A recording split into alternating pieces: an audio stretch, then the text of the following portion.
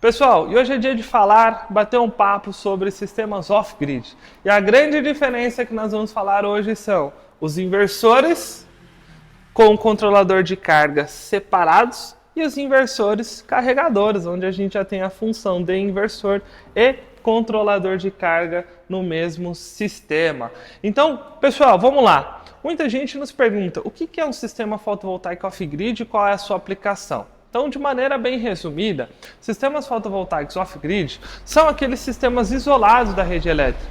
Qual que é a principal aplicação? Levar energia elétrica a locais isolados, locais onde a gente não tem a rede de distribuição da concessionária presente. E por incrível que pareça, esse é um mercado gigante no Brasil, tá? Nós temos várias aplicações para esses tipos de sistema. E o que a gente precisa entender? Quando a gente fala sobre sistemas off-grid, a gente tem alguns blocos, né, que formam esse sistema. Começando pelo inversor. Qual que é a principal função do inversor? Aqui dentro eu tenho um inversor e aqui eu também tenho um inversor.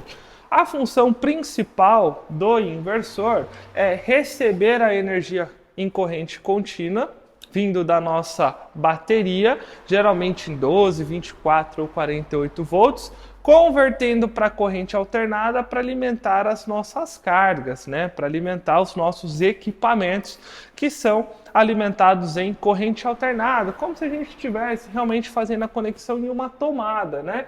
Inclusive, esse inversor aqui mais simples, de 500 watts, vocês vão ver aqui do lado que ele tem realmente uma tomada, né? Então, qual que é a principal função desses inversores? Realmente, extrair a energia das baterias que foram carregadas ali, geralmente com os módulos fotovoltaicos, e tornar uma tomada disponível para a gente conectar e alimentar algum tipo de carga, né? Então, entendendo que ele vai receber em corrente contínua e converter para corrente alternada para que a gente use essa energia nos nossos equipamentos, o que eu preciso avaliar? A potência, né, deste inversor. E esse inversor, pessoal, tem uma potência de 500 watts. Significa que eu consigo alimentar cargas para uso contínuo de até 500 watts. Obviamente a gente pode ter um pico de partida de algum tipo de carga, mas não é o objetivo do nosso vídeo hoje entrar neste detalhe. E este inversor aqui, ele também vai receber em corrente contínua alimentação vindo das baterias, que também foi carregada com sistemas fotovoltaicos, só que ele já tem uma potência de saída de 6.000 watts, né? Então aqui, enquanto eu tenho 500 watts, aqui eu tenho 6.000 watts, eu consigo alimentar cargas de potência muito maior, né? E o outro ponto que compõe o nosso sistema fotovoltaico são os controladores de carga, né? Por que eu preciso de um controlador de carga? Eu tenho um banco de baterias, que pode estar em 12 volts, 24 ou 48 volts. Só que eu tenho meus módulos fotovoltaicos que eles não entregam este nível de tensão. A depender da quantidade de módulos que eu tenho e como eu formar esse arranjo dos módulos, eu posso ter ali 300 volts, 400 volts, 200 volts. Então, o que a gente precisa fazer? Pegar essa energia que os módulos fotovoltaicos estão gerando já em corrente contínua, só que numa tensão diferente das minhas baterias, eu preciso converter esses 300, 400 volts, né, para que seja compatível com o carregamento aqui e nível de tensão das minhas baterias, 12, 24 ou 48, que é justamente a função do controlador de carga. Então nós temos aqui um controlador de carga separado do inversor, enquanto aqui nós temos o controlador de carga, tá, junto do circuito, né, no mesmo equipamento que o inversor. Então olha que interessante, tá? Aqui a gente já tem até um diagrama de blocos que ilustra para nós, aqui ó, nessa caixa externa, mostrando aqui todo o inversor. Aqui nós temos o PV-IN. O que é o PV-IN? É a entrada dos módulos fotovoltaicos. Só que a entrada dos módulos fotovoltaicos até 450 volts, né?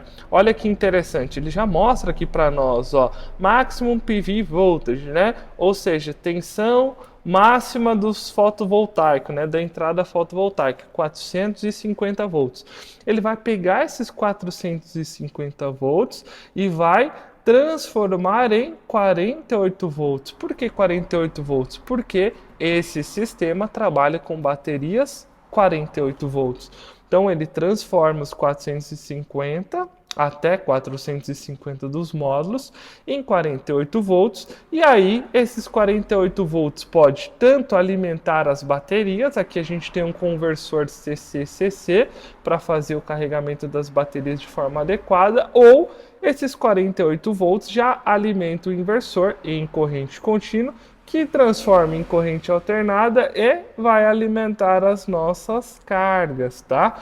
Então, pessoal, é importante vocês entenderem que o sistema off-grid, a gente pode trabalhar tanto com os inversores carregadores, que são esses inversores que têm o controlador de carga integrado, ou seja, sistemas all-in-one, tudo em um único equipamento, ou eu posso trabalhar com sistemas independentes, onde eu tenho o controlador de carga separado do meu inversor.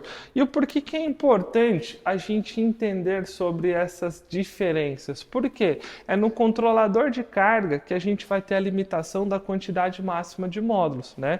Seja de módulos em série para formação ali do nível de tensão máxima, quanto módulos, né, strings em paralelo, que é a corrente máxima de entrada dos sistemas fotovoltaicos. E o controlador de carga também tem que ser compatível, né, com o tipo, né, e a tensão das baterias que nós vamos utilizar.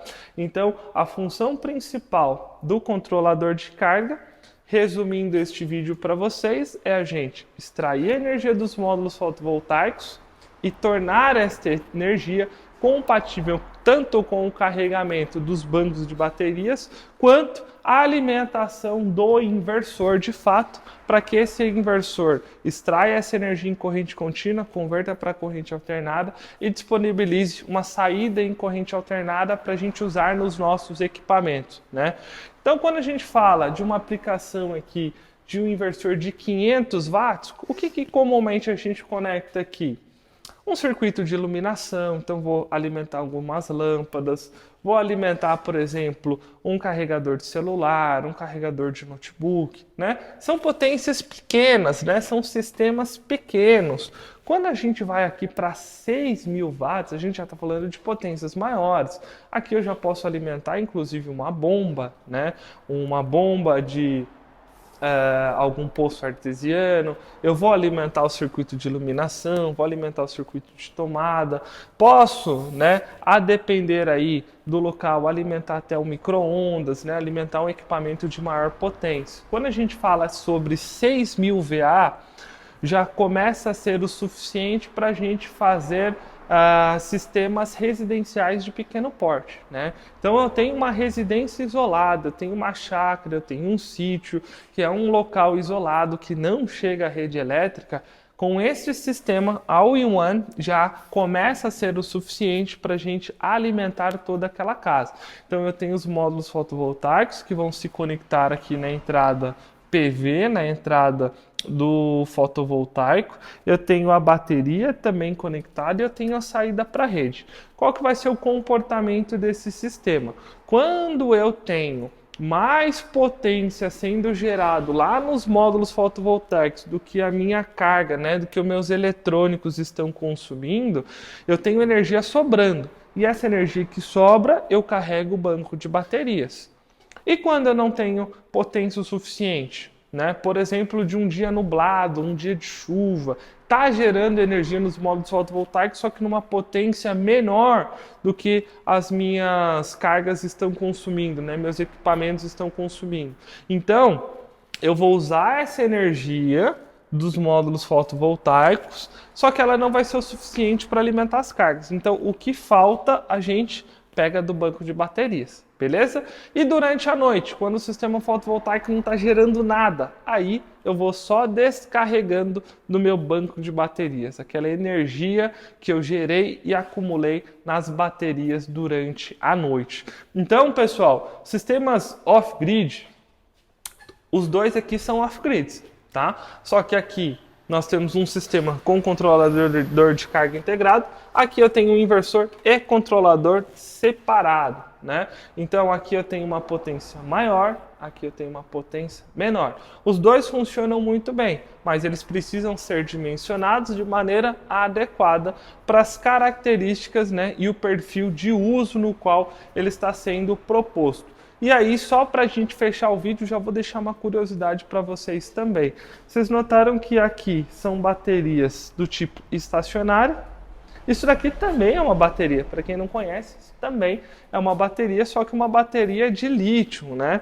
Então, bateria para que a gente tenha aí descargas e recargas diárias, com uma profundidade de descarga bem alta, né? Uma capacidade de armazenamento muito maior do que as baterias estacionárias. E se você quer saber a diferença entre as baterias de lítio e as baterias chumbo ácido, nós também temos vídeo aqui no canal. Então, se inscreva se você gosta desse tipo de conteúdo, ativa o sininho de notificação, porque se você é novo aqui e você não se inscrever, o YouTube não vai te recomendar mais o nosso conteúdo e provavelmente você não nos acha mais. Então, pessoal, eu finalizo por aqui. Meu nome é Isaac Guanabara. Eu deixo um grande abraço para vocês e te espero no próximo vídeo.